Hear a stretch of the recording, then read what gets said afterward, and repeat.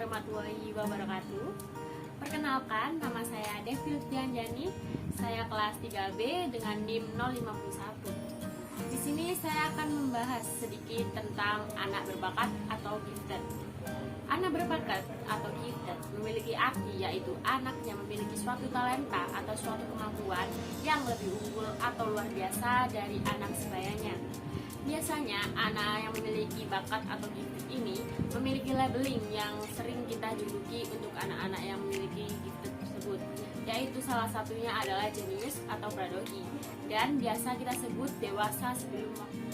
Menurut USOE atau United States Office of Education, sebagai anak yang dapat membuktikan kemampuan prestasinya yang sangat tinggi dalam bidang-bidang seperti intelektual, kreativitas, artistik, kapasitas kepemimpinan, atau akademik yang spesifik, dan mereka yang membutuhkan pelayanan atau aktivitas yang tidak sama dengan sekolah-sekolah sediakan dengan penemuan kemampuan-kemampuannya.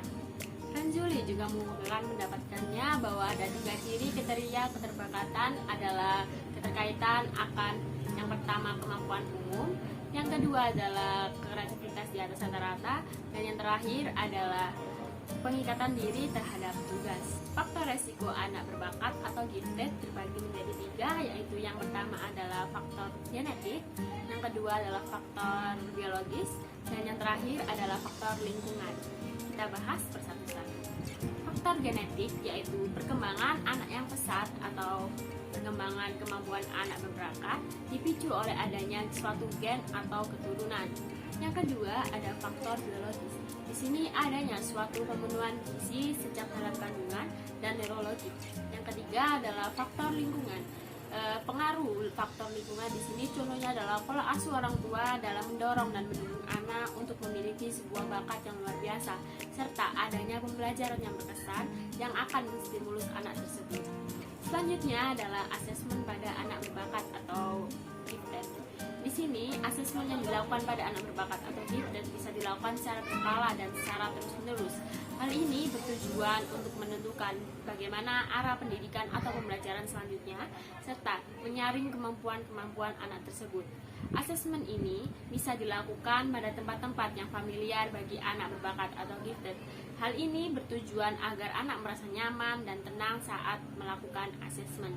Jenis asesmen yang dapat dilakukan pada anak berbakat atau gifted ini ada 2.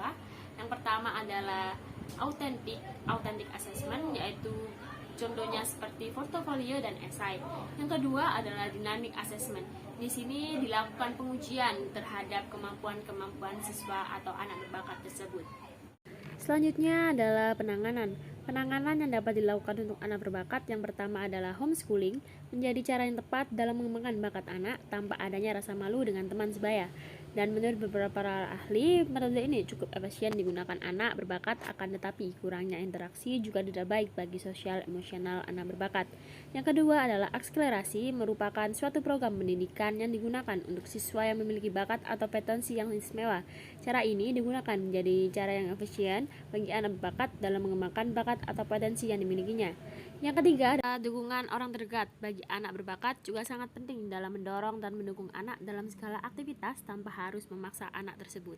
Mungkin itu saja yang bisa saya sampaikan, kurang lebihnya mohon maaf. Wassalamualaikum warahmatullahi wabarakatuh.